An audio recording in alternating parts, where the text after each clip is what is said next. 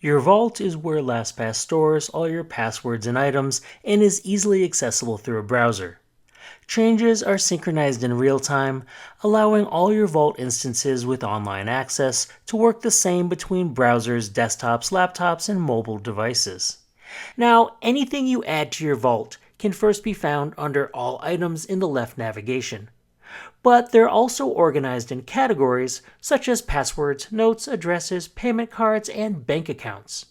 From all items, additional categories can appear in the left navigation by adding an item and then selecting the type of item from the options available. Fields within the items may vary depending on the category, and some have the option of adding attachments. Once the new item's entered and then saved, the additional category will appear.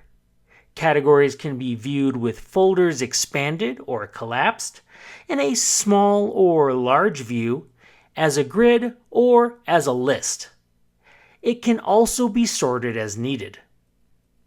All categories can also be organized by adding a new folder. When creating these folders, you can choose to make them subfolders of current folders available, and these folders and subfolders will appear within categories where the item exists. Once the folder's created, you can drag and drop items into different folders as needed. All items have options for you to edit, share, or delete. Passwords have the additional option to launch the site into a new browser tab, whereas all the other items will default to edit.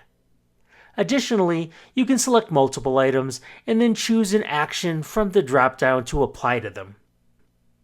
While items can be shared directly within a category, groups of items can be shared by sharing a folder.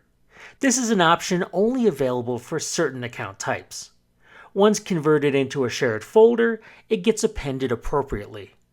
All shared items and folders can be viewed, monitored, and managed from the Sharing Center. Under Manage Shared Folders, you can see what shared folders are available. Assuming you're the administrator of these folders, you can manage items in the folders as necessary, and you can also manage recipients and their permissions. Any folders you created and deleted are still stored, so you'll need to view and then purge them in order to create a new shared folder with the same name. Otherwise, you can select the ones you want, and from Actions, choose to restore them. Shared with others will show individual items that you've shared, as well as their status. Anything pending you can choose to resend or cancel, and anything accepted you can always revoke. Shared with Me shows individual items that have been shared with you. You can accept or reject pending ones, and remove any that have already been accepted. Beyond your ability to store and share passwords and other items comes the security and management of your account. The Security Dashboard assists in security, displaying the security score to help you determine how secure your passwords and vault are. It also offers dark web monitoring to proactively protect you from potential threats. Emergency Access lets you grant one-time access to your vault to other LastPass users. This isn't available for business users, and this access is for items in your vault, not account information. It must both be requested as well as approved. Account benefits may be available to some business users if allowed by the business admin. They could allow you to create a personal account for your own personal use, or even a Families as a Benefit account for your family's personal use.